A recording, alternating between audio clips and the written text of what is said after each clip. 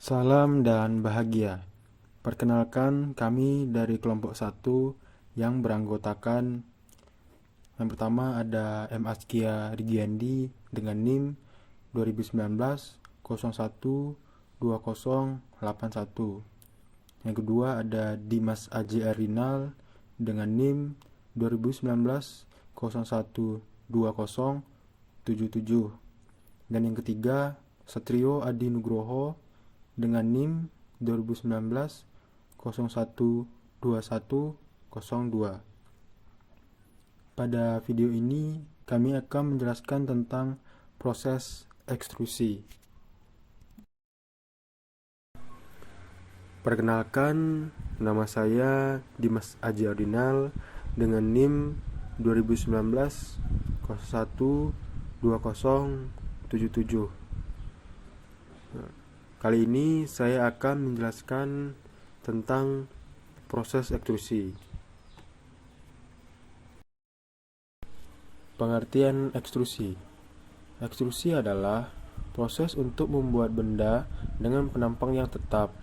Keuntungan dari proses ekstrusi adalah bisa membuat benda dengan penampang yang rumit, bisa memproses bahan yang rapuh, karena pada proses ekstrusi hanya bekerja tegangan tekan, sedangkan tegangan tarik tidak ada sama sekali. Ekstrusi dilaksanakan dengan penekanan material ke dalam suatu rongga tertutup melalui suatu die, baik dengan cara pres mekanik maupun hidrolik. Berikut ini merupakan contoh bahan-bahan yang paling banyak diproses dengan ekstrusi. Yang pertama ada aluminium, tembaga, kuningan, baja, dan plastik. Tipe-tipe ekstrusi ada 5. Yang pertama ada direct atau forward extrusion, yaitu bilek ditempatkan dalam suatu chamber dan ditekan langsung melalui die terbuka dengan ram penekan.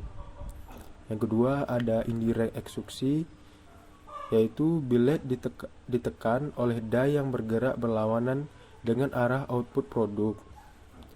Yang ketiga yaitu hydrostatic ekstrusi, material billet dengan diameter lebih kecil dari ruang chamber, di mana ruang chamber diisikan suatu vida yang akan meneruskan penekanan yang lebih merata dari suatu ram penekan. Kemudian yang keempat, lateral atau side ekstrusi, yaitu diberikan penekanan pada billet dengan output produk ke arah samping dan digunakan untuk melapisi kawat dan kabel plastik. Yang kelima yaitu impact ekstrusi, material blank diberikan penekanan secara cepat oleh punch pada die.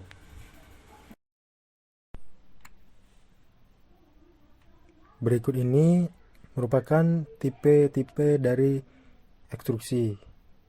Ada direct of forward ekstrusi, direct ekstrusi, impact ekstruksi, lateral atau side ekstruksi, dan hydrostatic ekstruksi.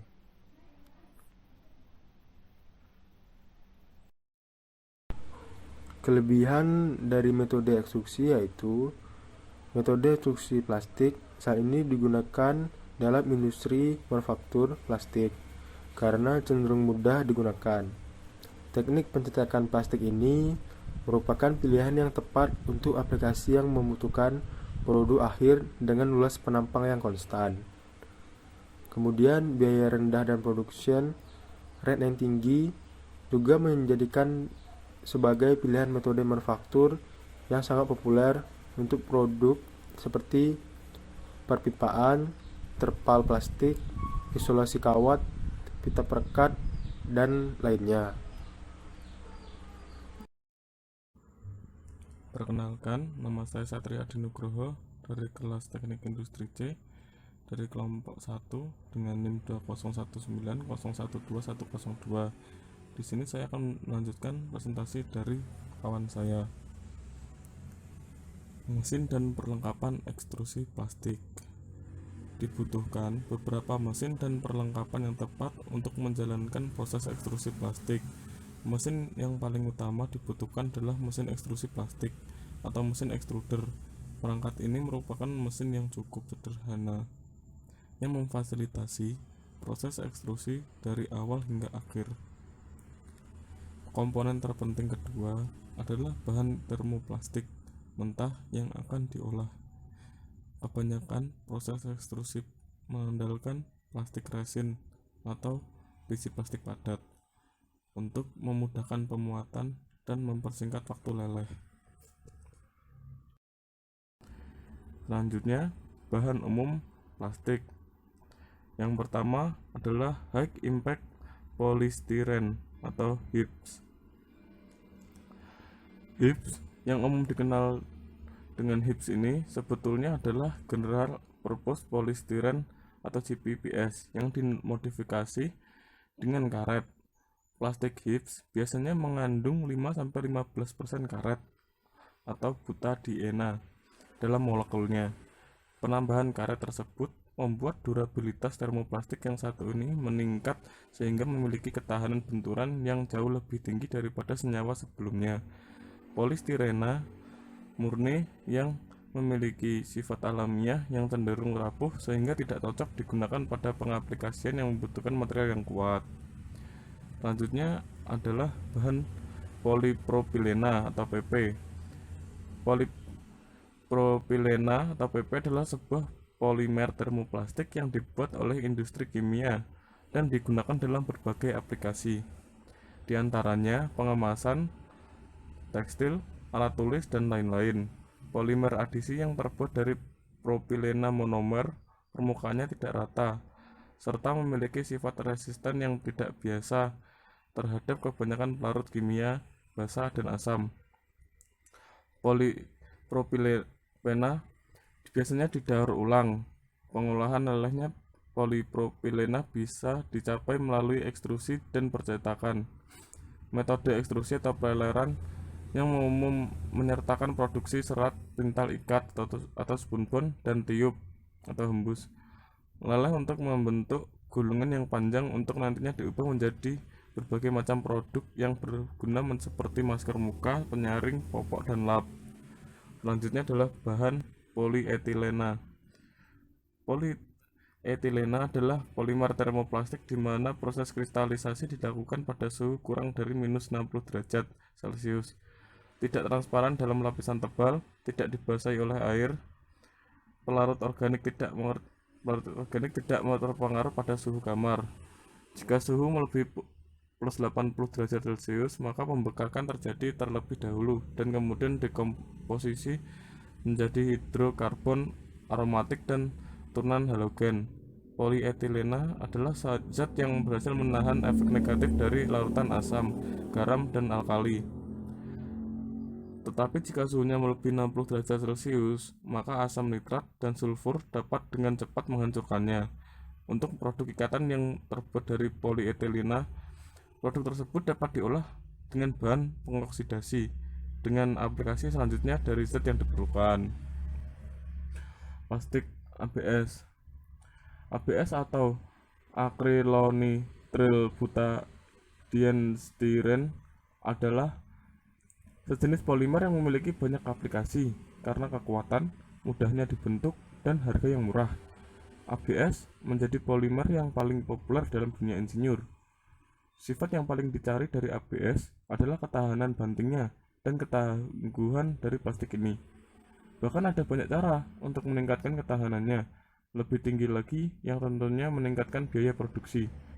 Umumnya, ABS dapat mentolerir suhu dari -20 derajat Celcius sampai 80 derajat Celcius. ABS polimer tahan terhadap air keras, asam klorida dan fosfat terkonsentrasi, alkohol, minyak nabati, dan zat lainnya yang dapat merusak plastik biasa. Tapi mereka akan rusak bila terkena asam sulfat dan asam nitrat.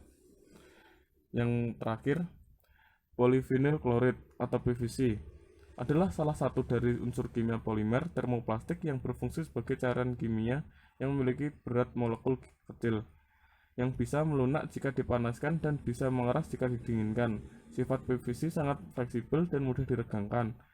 Banyak digunakan sebagai bahan dalam pembuatan pakaian maupun peralatan yang mengandung unsur plastik. Contohnya, pipa, bingkai jendela, pintu, insulasi kabel listrik, atap, dan lain-lain.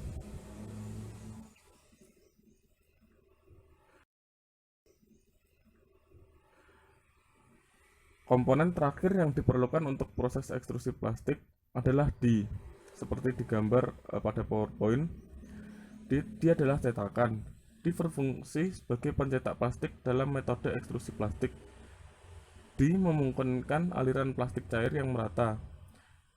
Biasanya dibuat khusus sesuai dengan bentuk produk akhir yang diinginkan. Sekian presentasi, akan dilanjutkan oleh teman saya. Salam dan bahagia. Perkenalkan, nama saya M. Askia Rigiandi dengan NIM 2019-012081 dari kelas C. Berikut ilustrasi pembuatan dari plastik sederhana.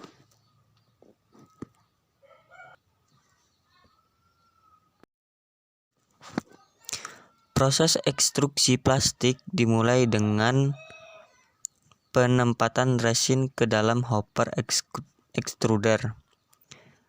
Penambahan aditif tertentu seperti inhibitor UV, antioksidan, atau pewarna juga dilakukan pada tahap ini.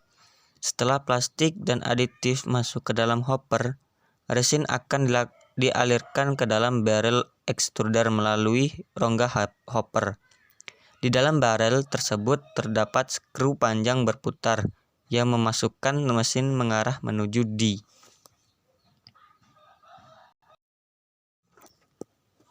Proses pelelehan resin berjalan seiring dengan bergeraknya plastik di dalam barel, bergantung pada jenis termoplastik.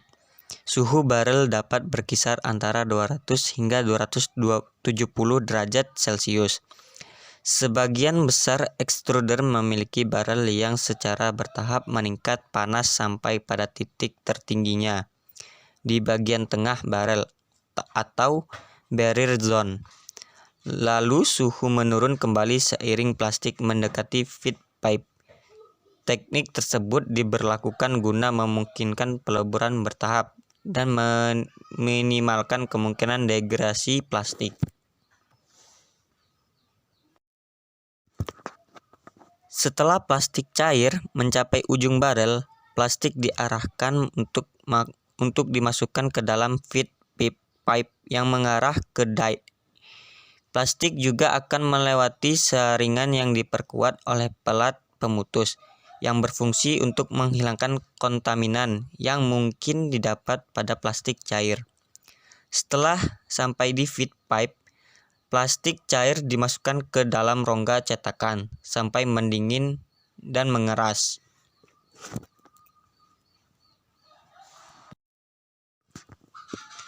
Pemeliharaan suhu. Mempertahankan tingkat suhu dan kecepatan leleh resin yang benar merupakan faktor penting yang harus diperhatikan saat menjalankan proses ekstrusi plastik. Temperatur yang optimal memaksimalkan fluiditas plastik yang merata dan meminimalkan kemungkinan stres dan lengkungan pada produk akhir. Maka dari itu, pemanasan yang digunakan harus dipantau, diturunkan, dinaikkan, atau dimatikan seperlunya untuk mempertahankan panas yang konstan di dalam extruder.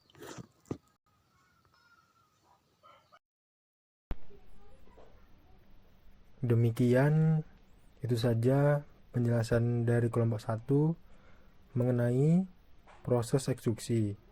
Apabila ada kesalahan kata dan dalam pengerjaan, kami mohon maaf. Atas perhatiannya, terima kasih. Salam.